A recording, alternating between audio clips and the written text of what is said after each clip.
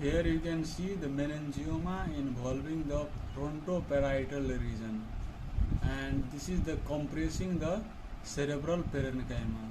So you can see in this multiple slices this